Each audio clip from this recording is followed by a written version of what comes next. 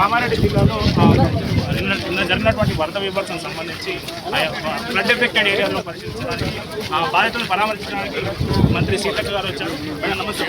ఏంటి మేడం, కామారెడ్డిలో ఎప్పుడు ఊహించిన రీతిలో ఫ్లడ్ రావడానికి కారణం క్లౌడ్ బరస్ట్ అయింది అనేది ఒకటి ఉంది. పైన వచ్చినటువంటి వరదతో ఇటువైపు అటువైపు ఇల్లులు మధ్యలో వాగుంది, పైన చెరువు, అందుకనే ఎప్పుడు ఊహించండి ఇది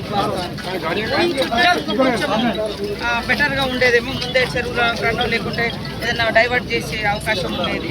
ఇప్పుడు 30 నుంచి 40 సెంటీమీటర్స్ వర్షపాతం నమోదైన జిల్లాలని చెప్తాను. హెచ్చరికలు వాతావరణ శాఖ నుంచి లేదు.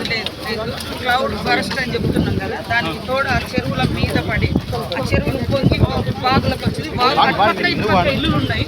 అట్లా ప్రతి ఈ 2 లొకేషన్ల మీద GR colony, housing board colony, ఈ 2 కాలనీ బాగా ఇంకా కొన్ని లోపటి బయట గ్రామాల్లో కూడా మేడం సీఎం గారు కూడా వస్తానని చెప్తా ఉన్నారు, రివ్యూ చేస్తాను.